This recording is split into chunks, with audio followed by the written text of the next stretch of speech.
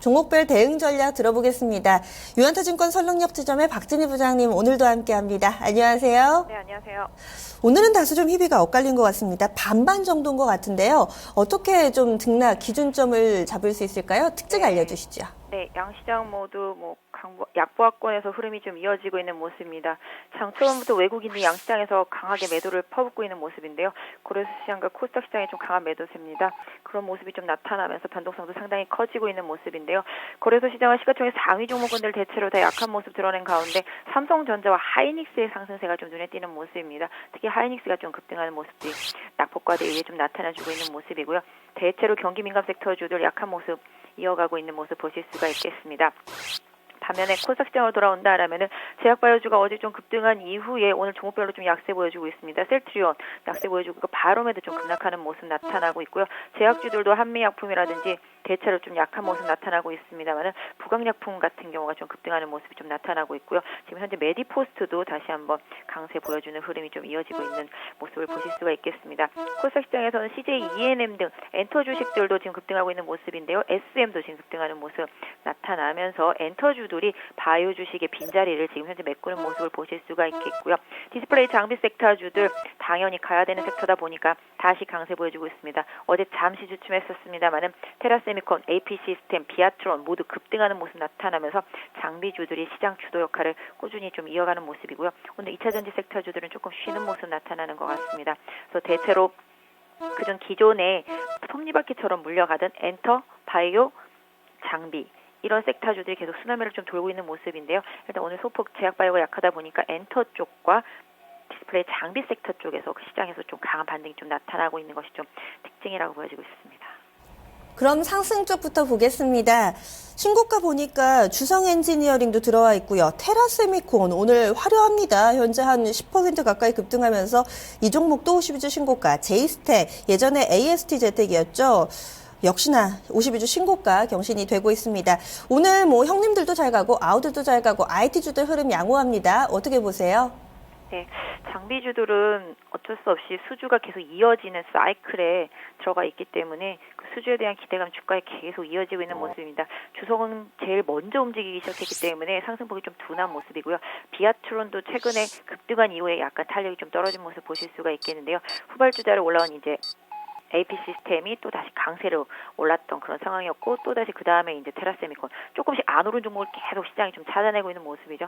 테라세미콘 오늘 좀 레포트 나오면서 강한 모습입니다. 개인적으로도 이 시간 통해서 테라세미콘 계속 강조 좀 많이 해드렸던 종목이라서 뭐 혹시 보유하시는 분들 계실지 모르겠지만 일단 지금 단기적으로는 지금 27,000원, 8,000원 구간대 약 한 28,000원 부분에서 좀 매물이 있습니다. 그래서 이 부분 조금 참고하시면서 이 구간에서 좀 매물이 나오는지 보유하신 분들은 좀 체크하실 필요가 있을 것 같고요. 뭐 그 이후에 좀 조정을 좀 보시면 좋을 것 같고 단기적으로는 그렇게 된다라면 그 이후에는 한 25,000원 정도가 단기 좀 지지선으로 좀 활용되어야 되지 않을까 싶습니다. 네, 그리고 오이솔루션 현재 10% 이상의 좀 급등세 보여주고 있는데요. 증권사 레포트가 상당히 좋게 나왔더라고요. 어떻게 보시나요? 요새 좀 레포트들이 한몫해주고 있죠. 어제도 이 시간 통해서 말씀드렸던 더존비전도 레포트 나오고 급등했는데 오늘 오이솔루션도 레포트 나오고 급등하는 모습입니다. 워낙 코스닥에 있는 종목들 바닥권에 있다 보니까 레포트가 나오면 빠르게 강하게 반등이 좀 나오고 있는 모습입니다. 오이솔루션도 워낙 주가가 바닥권에 있다 보니까 흑자전환 기대감이 일단 주가를 강하게 끌어올렸습니다만은 워낙 거래가 별로 없었던 종목이었기 때문에 뭐 추경 매수는 약간 좀 주의를 하시는 게 좋을 것 같고요. 개인적으로는 오히려 좀 레포트를 활용해서 단기로 좀 물려 계셨던 분들이라면 차익 실현한 이후에 다시 좀 조정을 보신 이후에 한 11,500원 선 정도 지지를 확인하시고 다시 재진입하시는 게 좋지 않을까. 뭐 제 예상이 틀려서 여기 12,500원대에서 강하게 잘 지지가 되고 추가적으로 올라간다 하더라도 단기간에 14,000원대를 강하게 좀 돌파하기에는 부족한 부분들이 좀 많이 있어서 수급이 좀 만들어질 때까지는 좀 기다리시는 전략이 좋지 않을까 싶고요. 전반적으로 빅데이터 관련주들, 뭐 솔루션 관련주들 이런 종목들 워낙 많이 빠져 있기 때문에 순환매가 좀 차라리 돌고 있는 것으로 보여지고 있습니다. 그리고 오늘 헬스케어 관련주들의 흐름도 상당히 좀 양호합니다. 비트컴퓨터도 좋고 인핀트 헬스케어가 7%가량 오르는데요. 그 원인은 어디 있다고 보시나요? 네, 어제 정부의 육성 정책 보시면 그 부분에 있어서 원격 진료 부분도 있습니다. 그러다 보니까 비트컴퓨터랑 인피니트 헬스케어가 그 부분에 맞춰서 움직임이 좀 나타나고 있는 것 같습니다. 어제 뭐 그래서 바이오주들도 사실 좀 많이 올랐었고요. 인피니트 헬스케어도 바닥권에 있다 보니까 오늘 단기에 강하게 좀 반등이 나왔는데요. 약 한 10,000원 부근에 좀 강한 저항대가 있다라는 좀 염두에 두실 필요는 있을 것 같습니다.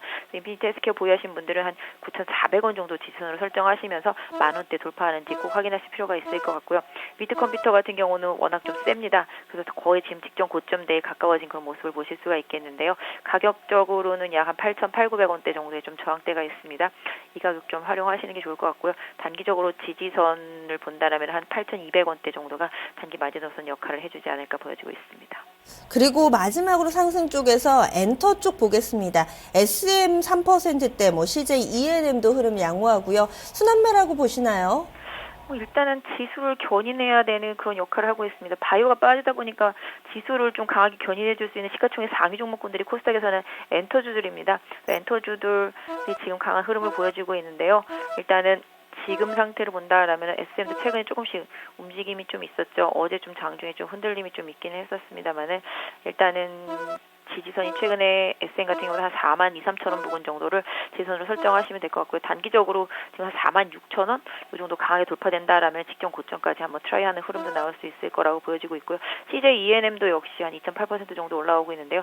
역시 코스닥 지수를 끌어올리는 코스닥 종목에 있는 종목이기 때문에 이 종목 같은 경우도 약 한 9만 원 정도까지 단기적으로 돌파하는지 여부 좀 확인해 보실 필요가 있을 것 같습니다.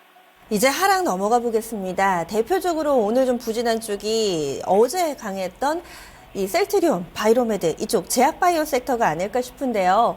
어떻게 좀 보시나요? 이것이 오히려 그동안의 좀 급등 때문에 아쉬워하셨던 분들께는 기회가 좀 될 수도 있는데 어떻게 좀 판단하세요? 일단 셀트리온 아침에 매물 맞고 지금 다시 많이 올렸습니다. 거의 제자리까지 올라온 모습 보실 수가 있겠고요. 바이오메드는 좀 급등락이 최근에 루머에 따라서 왔다 갔다 하는 경향이 있습니다. 오늘 부강약품 같은 경우도 급등을 하듯이 신약과 관련된 이슈들에 따라서 등락이 많이 엇갈리는 모습입니다. 바이오메드도 루머에 따라서 등락이 좀 많이 심한 종목인데요. 이 종목 같은 경우도 분명히 라이센스 아웃에 대한 기대감이 있는데 그 시점에 대한 고민 때문에 투자자들이 상당히 좀 힘들어하는 종목이긴 합니다만은 일단 이 종목 19만 한 5천원 정도 단기적으로 좀 마지노선을 설정을 하셔서 일단은 좀 보유하실 좀 필요가 있어 보이고요. 셀트리온도 좀 홀딩하셔야 될 그런 종목 중에 하나가 아닌가 생각이 됩니다. 그리고 대형 경기 민감주들은 오늘도 다소 좀 부진한 흐름이 이어집니다. 대표적으로 포스코 같은 경우는 이제 밀릴 만큼 밀리지 않나 싶었는데 여기에 목표가 추가 하향 조정 레포트까지도 좀 나왔고요. 그렇습니다. 포스코에 대해서는 좀 어떻게 보시나요? 포스코도 실적에 대해 적자에 대한 우려감 이런 부분들이 좀 주가에 많이 녹아있는 모습인데요. 어제 강한 양봉 이후에 오늘 눌린 거라서 그다지 변동성은 많이 커 보이지는 않습니다. 일단 16만 원 정도가 단기적인 좀 지지선 역할을 해줄 수 있을 것으로 보여지고 있는데요. 이 가격대가 깨지면 더 큰 문제가 생기게 되는 주가 흐름이기 때문에 일단 가격적인 메리트는 일단 16만 원을 기준으로 해서는 있다. 다만 이제 중국의 경기 회복이라든지 철강 업황 회복 이런 부분들이 반드시 좀 첨부되어야지만 주가가 차후에 좀 반등을 강하게 이어나갈 수 있지 않을까 해서 단기적으로는 바닥권임은 확실하지만 단기 투자보다는 중장기 투자를 하시는 분들, 경기 회복을 좀 믿으시는 분들 위주로만 좀 분할 접근하시는 전략이 좋지 않을까 싶습니다. 그리고 두산그룹주들은 어제 좀 강했었는데 이제 좀 달라지려나 싶었는데 오늘은 다시 좀 밀립니다. 두산그룹주에 대해서는 어떤 투자 관점 가지고 계신가요? 일단 두산 같은 경우도 두산 DST의 매각과 관련된 뉴스 루머 때문에 많이 급락을 했었는데요. 어제는 두산 인프라코어가 좀 반등하는 모습을 보이면서 일단 두산도 많이 올랐었습니다만 오늘 소폭의 좀 매물을 받고 있는 것 같습니다. 역시 좀 매각에 대한 불확실성이 확실하게 좀 제거가 되어야지만 주가가 좀 반등을 강하게 받을 수 있을 것 같고요. 지주회사 두산 같은 경우도 일단 면세점 관련 우려감 계속적으로 부각되고 있는데요. 호텔신라와 함께 주가가 거래소에서 제가 본 역사상 최근에 가장 강하게 급락한 종목 중에 하나가 아닌가라고 보여지고 있습니다. 그래서 두산 같은 경우도 최근에 찍었던 한 7만 원 부근 정도를 지지선으로 설정을 하셔서 보유하신 분들은 단기적으로 8만 원에서 한 8만 한 4천 원 정도까지 좀 회복력 체크해 보실 필요가 있지 않을까 싶습니다. 네. 그리고 지금 마지막으로 건설주 좀 체크하겠습니다.